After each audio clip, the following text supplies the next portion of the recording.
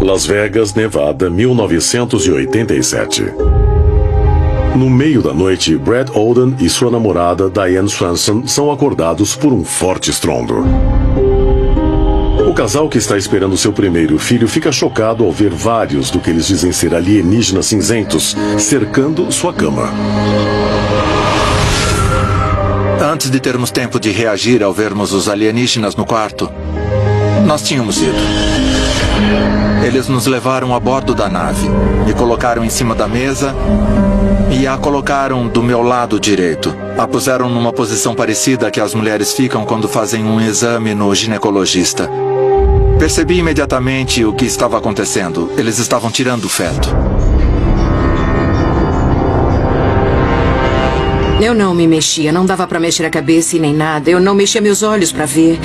Sabe onde ele estava e eu o escutei gritando. Foi quando eu percebi que estavam fazendo algo comigo. Eu me lembro só de dizer, por favor, não leve meu bebê, não nos machuque. Segundo o relato de Diane, na manhã seguinte ela se recusou a acreditar que o incidente fosse mais do que só um terrível pesadelo. Mas depois de encontrar vestígios de sangue na cama dela, ela temeu que fosse um aborto e o casal foi ver o seu médico. Ao ser examinada, nenhum tecido estava presente no útero de Diane. Como se o feto tivesse sido removido cirurgicamente. Ele disse, nunca vi nada assim antes. É como se essa mulher nunca estivesse grávida. Eu fui limpar o útero e o útero já estava limpo. Diane estava grávida havia quase 4 meses quando o incidente ocorreu. Se estamos falando de um caso em que temos provas em ultrassonografia que o feto está presente e algum tempo depois não há mais feto, eu acharia isso estranho. O que nós temos aqui é uma imagem de ultrassonografia de um feto humano com cerca de 3 meses de gestação.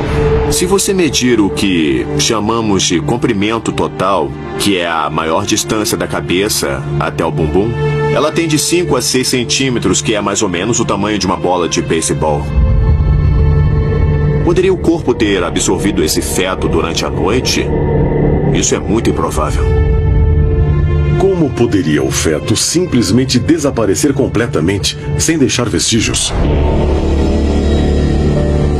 É possível que o que Brad e Diana vivenciaram na noite anterior tenha sido de fato mais do que apenas um sonho bizarro?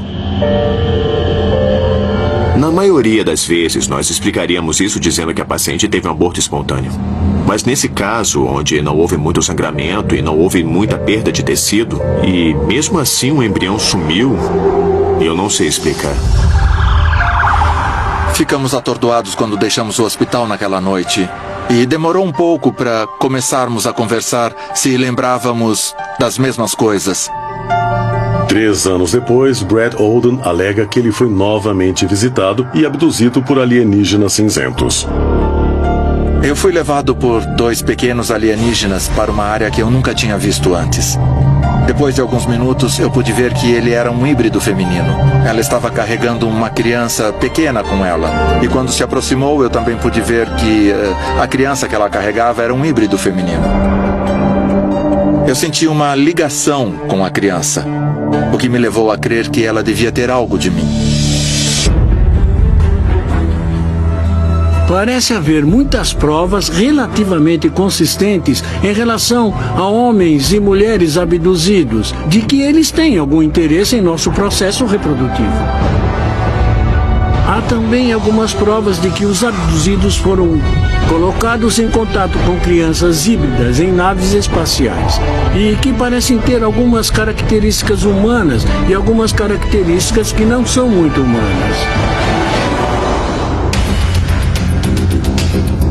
Poderiam as histórias de encontros com bebês híbridos não ser fantasia, mas um processo de condicionamento para nos preparar para o dia em que o propósito alienígena for finalmente revelado?